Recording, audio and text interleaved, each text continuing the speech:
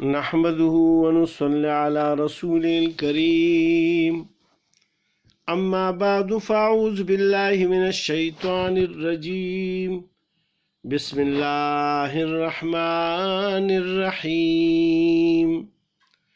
إن ربك يعلم أنك تقوم أدنى من ثلثي الليل ونصفه وثلثه وطائفة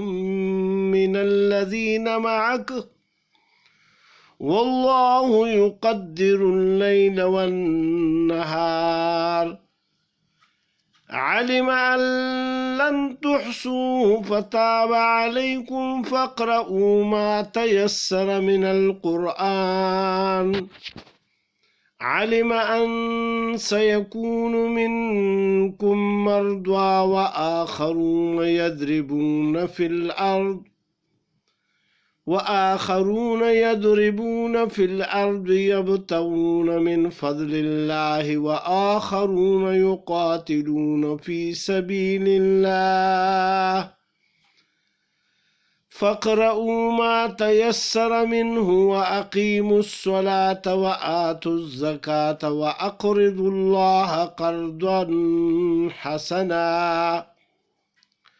وما تقدموا لأنفسكم من خير تجدوه عند الله هو خيرا وأعظم أجرا واستغفروا الله إن الله غفور رحيم صدق الله العظيم. دا د سوره مدثر دویمه رکوع ده او په دې کې به د سوره علق د 5 آیاتونو نه پس چې کوم آیاتونه دي د هغې تفسیر او ترجمه به پیش کیږي. الله سبحانه وتعالی دې ماته د صحیح وینا د بیانولو او بیا د عمل کولو توفیق راکړي او تاسو ته هم. الله سبحانه وتعالی په دې آیاتونو کې فرمایي ما مخکې تفسیر کې د غړومبې رکوع په تفسیر کې دا ویلو چې یعنی الله سبحانه وتعالی په ړومبي دغه کې یعنی په رسول الله صلی الله علیه وسلم په مسلمانانو باندې نیمه شپه د نیمې شپې نه لږه زیاته یا لږه کمه د دې صورت په ابتدا کې الله سبحانه وتعالی هغه فرمایل چې دا به تاسو الله ته ودرېږئ. د 5 منځونو باقاعده لا الله سبحانه وتعالی فرضیت نور علیګری په ابتدا کې به رسول الله صلی الله علیه وسلم او چې څوک به مسلمانېده هغه به د شپې الله ته ودرېدل او دوی به دا عبادت کولو د مونځ دغه طریقه و په هغه وخت کې. بیا تقریبا 1 کال پورې دا سلسله چلېده خو دا ډېره مطلب دا سخته وه او د دې په باره کې چې کوم احادیث راغلي دي د حدیثونو په کتابونو کې نو په هغې کې هم دا دي چې رسول الله صلی الله علیه وسلم ډېر زیات مشقت کې او صحابه ډېر زیات مشقت کې خپې به پې وپړسېدې ځکه چې نیمه شپه یا د نیمې نه لږه زیاته یا لږه کمه خو الله سبحانه وتعالی خپل حکم چې رالیږي نو هغه بیا اول پیغمبر علیه الصلاة والسلام او بیا صحابه هغه پوره کړی دی. بیا الله سبحانه وتعالی د اسانه یعنی ذکر او فرمایلو او حکم یې راولېږلو چې اوس ما په تاسو باندې لږه اسانه کا اوس تاسو د شپې په څه حصه کې چې عبادت الله ته وکئ بس هغه ډېره ده. لکه مثال مطلب دا دی چې درېیمه حصه مو کې یا درېیمې حصې نه هم کمه څلورمه حصه هم سړی وکړي نو بس څنګه چې نن سبا مونږ تهجد له ګنټه نیمه پاسو مخکې او تهجد کوو نو دغه هم چې کوم دی نو کافي ده. الله سبحانه وتعالی بیا لږ کمی راولو تخفیف یې وکړو ځکه چې الله سبحانه وتعالی د مسلمانانو په حال باندې ورحمېدو. اوس الله سبحانه وتعالی د هغې ذکر فرمایي په دې دویمه رکوع د سوره مزمل کې. الله سبحانه وتعالی فرمایي ان ربک بېشک ستا رب چې دی یعلم پوهیږي انک تقوم په دې چې ته پاسې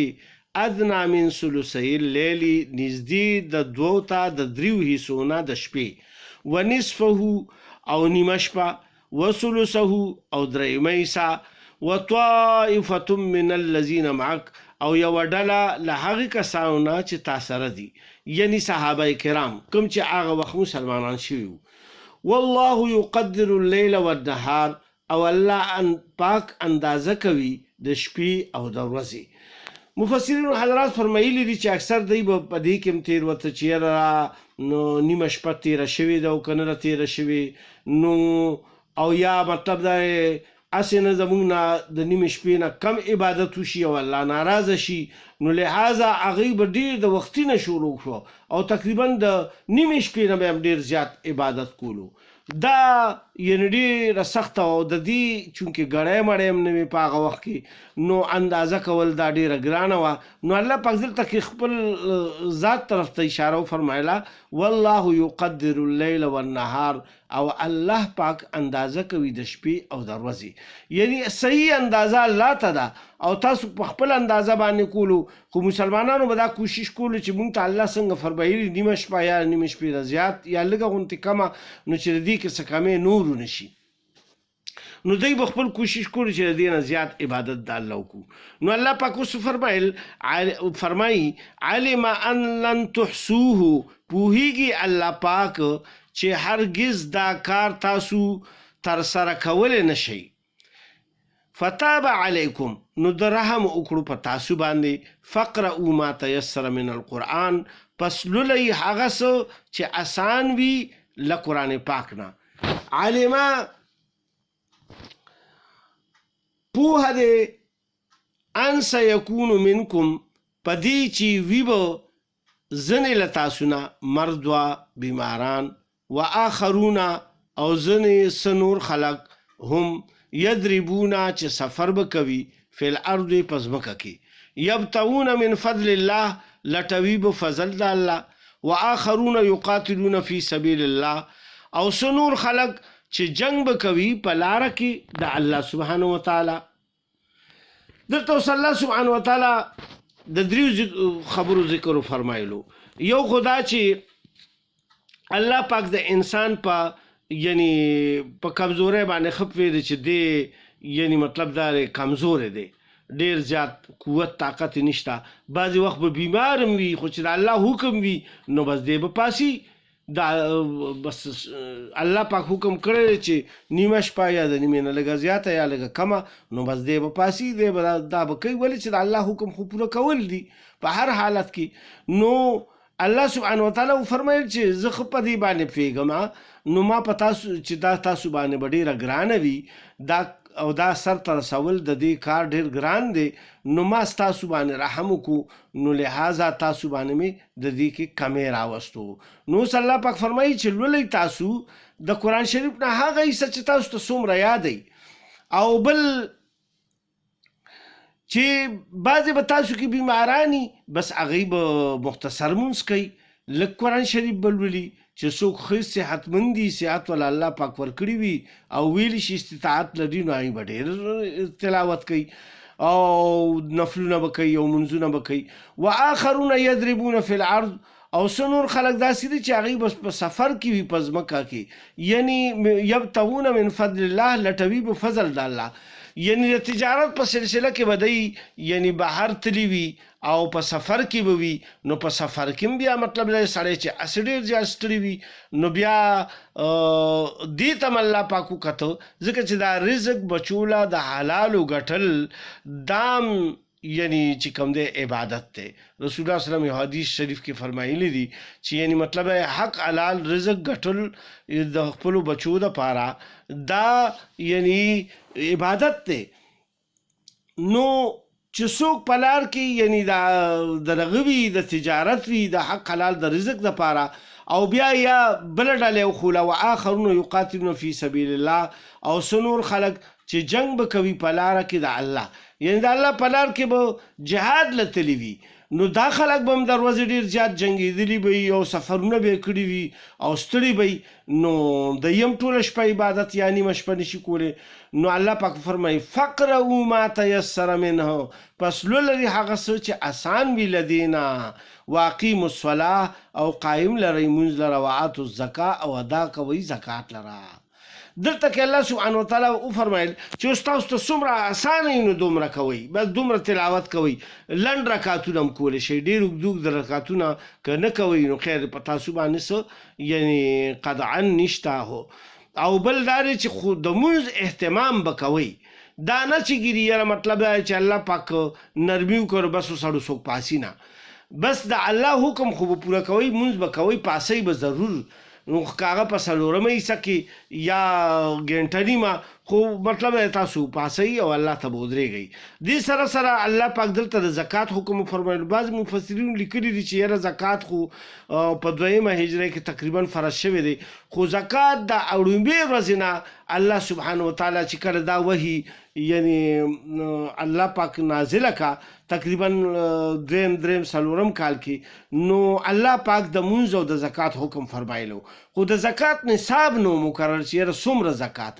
ځکه چې دې نه مخکې په سوره بقره کې الله پاک فرمایي چې تاسو سره څومره زیاتي وي دا ټول د الله په نوم باندې ورکوئ،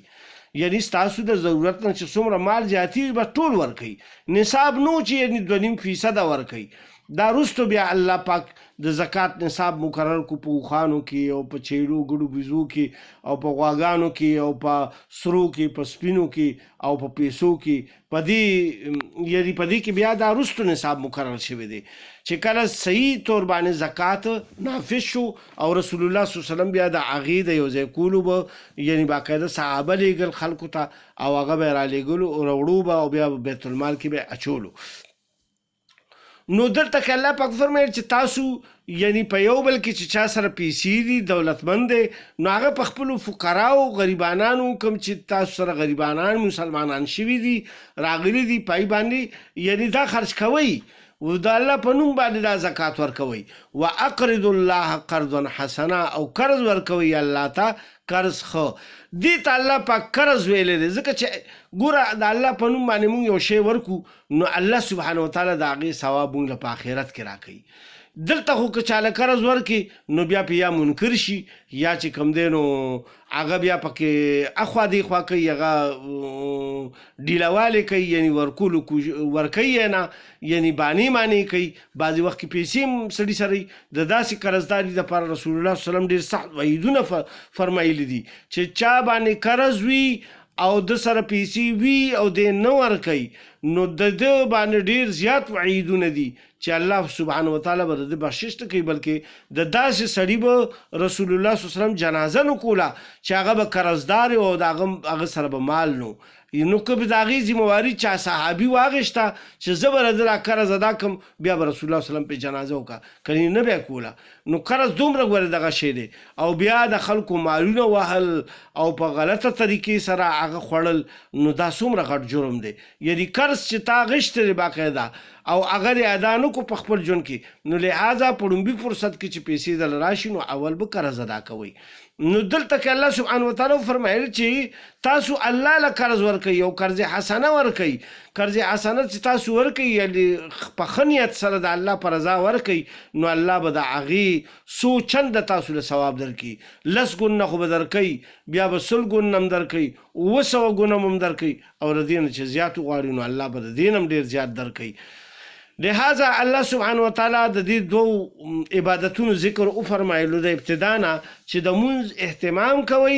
او بل د زکات اهتمام کوئ، د الله په نوم باندې پیسې ورکوئ. وما تقدموا لانفسکم، اوس الله سبحانه وتعالی فرمایي او څه چې تاسو وړاندې لیږئ د خپلو ځانونو دپاره من خیر له نیکۍ نه، یعنی کومه نیکي چې تاسو کوئ په دنیا کې چا سره مخه کوئ د الله په رضا کوئ نو تجدوه عند الله نو بیا به مومئ هغه د الله سبحانه وتعالی سره هو خیرا وعظم اجرا هم هغه غوره او ډېر لوی دی په اجر کې، یعنی د الله اجر چې هغه به ډېر زیات لوی وي. څنګه چې په حدیث مبارک کې راځي چې څوک چاله یو ګیلاس اوبه ورکړي الله پاک به پرې جنت شراب وڅښي مهر شده شراب به پې وڅښئ. او څوک چې چا باندې یو وخت روټۍ وخورئ د الله د رضا دپاره د لوږې په حالت کې څوک وږی راغو سوال یې وکړو د پې روټۍ وخوړه نو الله سبحانه وتعالی به په ده باندې جنت طعامونه وخورئ. او یو سړی په چا باندې یعنی چاته جوړه واچوي د الله د رضا لپاره چې یعنی مطلب دی هغه زړوکي سم داسې خاص نه وي او هغه د الله په رضا باندې وغواړي او دی وله ورکړي یو جوړه خپله راوالي هغه له ورکړي نو ده ته به الله پاک د جنت د ریخمو لباس د شنو ریخمو لباس به ورته الله پاک په جنت کې واغوندي. ګوره دومره لوی اجر دی د الله په نسبت باندې دی وړوکي وړوکي ثواب او وړوکي وړوکي خیرات دومره لوی اجر به ملاویږي په آخرت کې. او الله سبحانه وتعالی بیا فرمایي واستغفر الله او بخښنه غواړئ د الله پاک نه ډېره بخښنه غواړئ ځکه چې مونږه د الله پاک هر وخت زمونږ ګوره غوږونه سترګې او زمونږ زړونه زمونږ دماغونه هر وخت څه نه څه چېرته غلط کارونه مخې ته راشي یا واورو څه غلط یا ذهن کې مو څه غلط خیالونه راشي په زړه کې مو څه غلط خیال نو بس الله ته ډېر زیات استغفار کوئ. رسول الله صلی الله علیه وسلم په باره کې راځي چې وایي روزانه به رسول الله صلی الله علیه وسلم اویا پیرې استغفار کم از کم کولو هغه به روزانه نو دا نه چې هغه ګناهګار و د هغه خو دغه درجاتو د بلندېدو سبب و خو لیکن امت ته دا رهنمایي ورکوي چې تاسو الله ته ډېر زیات استغفار کوئ. ان الله غفور رحیم بېشکه الله بخونکې او مهربانه دی. الله سبحانه وتعالی به مونږ او تاسو وبخي او زمونږ مغفرت به وکړي. لہذا ډیر کوشش پکار دی چې یعنی مطلب دا د مونځ اهتمام کوو مونږه او ورسره د زکات اهتمام کوو او بیا ورسره یعنی خلکو سره د خیر ښېګړې اهتمام کوو او د الله د رضا دپاره دا ټول کارونه کوو. اوس د سوره علق هغه 15 آیاتونه یعنی 15 آیاتونه خو مخکې په وحي کې د په لومبۍ وحي کې نازل شوي دا څه حصه ده دی بیا چې کوم ده نو دا بیا وروستو نازله شوه چې کله مطلب دا دی الله سبحانه وتعالی د مونځ احکامات راولېږل نو رسول الله صلی الله علیه وسلم به بیا په بیت الله شریف کې مونځ کولو د شپې او ماښام ټایم کې او داسې ټایمونو کې بعضې وخت کې به یې کولو نو ابو جهل چې به کته نو اول خو یې غږ نه کولو لیکن چې کله به رسول الله صلی الله علیه وسلم ته خلک بیا په تماشه ولاړو هلکان او سړي او ډېر خلک چې دا څه عبادت دی کوي په لومړي ځل به چونکې هغه یې ولیدو دا دې څنګه عبادت کوي او څومره په خشوع او په وضو سره ولاړ دی نو ټولو خلکو به یعنی هغه نه به راتاو او هغه ته به یې کته او ډېر او بیا به په هغې باندې اثر کېدو او بیا به د مسلمانېده نو یو ورځ ابو جهل چې دا وکته نو رسول الله صلی الله علیه وسلم چې کوم دی نو دا الټیمیټم ورکو چې ګورې که بیا مې په مونځ باندې ولیدم زه به تا له په سټ باندې خپه ږدم او په سر به دله چخڼي کم که بیا مې په سجده کې ولیدې لہذا دا کار مه کوه او عربو سجده نه لګوله ځکه چې هغوی ته دا معیوب کار ښکارېدو. یو پیره رسول الله صلی الله علیه و وسلم یو ځای کې مونځ کولو او سجده کې پروت نو رسول الله صلی الله علیه وسلم خو به ډېرې اوږدې سجدې کولې ابو طالب صاحب ورسره و نو هغه په ورته وایي یاره دا خو عجیبه کار دی چې یعنی مطلب دا سر په دغه باندې دی شاپی باندې اوچته ده نو هغوی ته دا یو عجیبه غوندې کار ښکارېدو. لہذا الله سبحانه وتعالی ته وایي د ټولو نه نږدې سړی چې وي نو هغه د سجدې په حالت کې وي او دی داسې وي چې د الله په دربار کې د سر پروت وي د الله په خپو کې د سر پروت وي او د الله ته دی په دربار کې په سر په سجود پروت وي او د ټولو نه زیات په قرب په حالت کې د نزدېکت په حالت کې په سجده کې وي دی الله ته نو دی ابو جهل رسول الله صلی الله علیه وسلم ته دا الټیمیټم ورکړو که بیا مې په دې عبادت باندې ولیدې نو زه به تا له سر چخڼي کوم یو رسول الله صلی الله علیه وسلم خو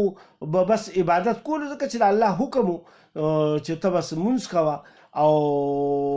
دعوت چلوه او زکات ورکوئ ټولو ته دا حکم نو اخو به نه کېدو نه نو یو ورځ ولاړو رسول الله صلی الله علیه وسلم او په دې کې دی راغو او خلکو ته یې ته ګوره چې دی د سجدې له لاړ شي نو زه دله سر چخڼي کوم که نه چخڼي کوم نو دی په دې نیت باندې را روان شو چې رسول الله صلی الله علیه وسلم کله سجدې ته لاړو او د وی چې زه به رسول الله صلی الله علیه وسلم له په سټ باندې او په سر باندې خپه کېدم او دله به زور ورکم او دی به ډېر زیات ودړدوم او دی به چخړي کم. نو دی چې څنګه رسول الله صلی الله علیه وسلم ته رانږدې کېدو نو په دې کې یو اور حایل شو، یو لوی لمبې سرې لمبې یعنی په منځ کې را پیدا شوې او په هغې کې یو داسې مخلوق و چې هغې د هغې پرونه نو دی एकदम پشا شو او بیا دوی کو د هغه ځای نه او د رسول الله صلی الله علیه وسلم نه او بیا چې کوم دی نو هغه خلکو په واپس لاړو د یری په حالت کې او خلکو ته دا څه چلو شوی تا خو چې زه دغه کوم او ته خو ډېر لوی پهلواني نو ورته وایي چې بس پرېږدي ګورې یو عجیبه حالت مې ولیدو وایي ما یو اور ولیدو او په هغې کې یو داسې مخلوق مې ولیدو چې د هغې پرو او په ما باندې بس داسې را حمله کوله خو بس ما زر را منډه که. رسول الله سلام بیا چې کله سلام وګرځولو نو بیا وعظو فرمایلو او وی فرمایل وایي که چېرې دی راغلی وی نږدې نو وایي دی دا فرشتې وي او وایي دی به چې کوم دی نو د ده غوښې به یې وایي د ده بدن نه او د هډوکو نه جدا کړې وي خو که ده دا کوشش کړی وي چې رسول الله صلی الله علیه وسلم له تکلیف ورکړی وي. نو الله سبحانه وتعالی اوس دلته کې الله پاک فرمایي چې کلا ان الانسان لیطغی، هرگز نه بېشکه انسان سرکشي کوي ان رآه استغنا چې وویني دی خپل ځان بې پروا یعنی دی ډېر زیات مالدارو او ډېر دولتمندو او سردارو د مکې نو د ځان د ډېر تکبر کولو. ان الی ربک الرجعه، بېشکه طرف د رب ستا ته واپسي ده. یعنی ارأیت الذي ینهی، آیا تا ولیدلو هغه کس چې بنه کوي عبدن یو بنده لره د الله اذا صلی هر کله چې هغه مونځ کوي یعنی رسول الله صلی الله علیه وسلم ته اشاره ده چې هغه مونځ کوي یو دی چې کوم دی د الله د عبادت ته منې کوي او دی د دې باندې نه دی خبر چې الله ته واپس تللی. ارأیت ان کان علی الهدی، آیا ولیدلو تا که چېرې هغه وي په هدایت باندې یعنی دا کس چې کوم د الله بنده دی پیغمبر علیه الصلاة والسلام طرف ته اشاره ده نو هغه که په هدایت باندې وي نو بیا هم دې منې کوي یعنی خو دی په هدایت باندې خو الله سوالیه فکر دلته کې راوستې ده. او امر بالتقوی، یا حکم ورکوي د پرهیزګارۍ یعنی خلکو ته وایي چې پرهیزګاري اختیار کوي د بوتانو عبادت مه کوئ او دا چې څه تاسو رسمونه رواجونه دا بربند طوافونه د کعبې نه شروع کړي دا ټول او سیټیانې وهل او دا یعنی سیټیانې به یې وهل او په ګډېدو په ششنېدو باندې به دوی طواف کولو نو د دې نه تاسو منې کوي او تقوا ته اهتمام خبرې کوي او مونځ کوي هغه نو تاسو یې د دې نه منې کوئ ته یې د دې نه منې کوئ. ارأیت ان کذب وتولی، آیا تا ولیدلو که چېرې هغه دروغ وګڼي او مخ واړوي علم یعلم بان الله یرا، نو آیا دی نه پوهیږي چې الله ګوري دته د ده دا حرکتونه یعنی دی به مخ تریو کو چې رسول الله صلی الله علیه وسلم به خطاب کولو یا به مونځ کولو نو دی به داسې نخرې پیخرې په مخ باندې وکړي او مخ به یې تریو غوندې کو چې دا مړه دا دی څه کار کوي خلک څه کوي او دی څه کوي نو دا حرکتونه به دی کافرانو کول. الله سبحانه وتعالی فرمایي چې دی په دې باندې نه دی پوهې چې الله دا ټول حرکتونه د دی ویني. کلا لئن، هرگز نه که چېرې لئن لم ینتهي منه نه شوی دی لنصفعا بالناصیه، نو موږ به ضرور راکاږو د تندي د ویښتو نه یعنی سټوکې چې موږ ورته وایو د دې نه به ونیسو او زمونږ فرشتې به ونیسي او الټه به یې داسې راکاږي جهنم ته. ناسیة کاذبة خاطئه، تندې د دروغجن او د خطاکار. فلیدعو نادیه، نو رو دې غواړي د خپل مجلس خلک ده به وی بس د ډېرو خلکو سردار موضوع په یو ما په یو اواز باندې ډېر خلک او جتې راغونډېږي او که تاسو څه وکړو نو ګوره زه به بیا تاسو به ټول چې کوم دی نو ختم کړم. نو الله پاک فرمایل چې فلیدعو نادیه، نو رو دې غواړي د خپل مجلس خلک دی سندعو الزبانیه مونږ به مروبلو د دوزخ فرښتې کلا هرگز نه لا تطعه واسجد واقترب مه منه وینا د ده او سجده کوه او نږدې شه الله ته. الله پاک وفرمیل رسول الله وسلم ته چې بالکل د ده په خبرو کې رانشي دی تا ته هېڅ نقصان نشي رسولی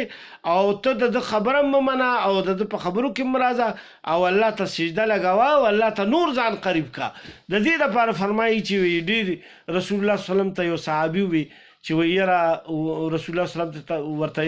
وغواړه وایي څه غواړې؟ نو ورته یاره په جنت کې ستاسو معیت غواړم یعنې تاسو سره یو ځای کېدل غواړم. نو وایي ته بیا په سجدو کې ډېروالی وکړه یعنی منځونه ډېر کوه نفلونه ډېر کوه الله ته قرب حاصل که تهجد لپاسه اوابین کوه اشراق کوه چاشت کوه یعنی دا نفلي منځونه دي خو دې سره د الله قرب حاصلیږي. زیات نفلونه کوه نو چې څومره ډېرې سجدې دي وي دومره به ماته ته یعنی ما سره به نږدې یې. الله سبحانه وتعالی دې مونږ ټول په دې باندې عمل کولو توفیق راکړي زمونږ دا ناسته په خپل درګاه قبول او منظوره کړي او زمونږ د بخشش ذریعه دې وګرځوي. ربنا تقبل منا انك انت السميع العليم وتب علينا انك انت التواب الرحيم برحمتك يا ارحم الراحمين.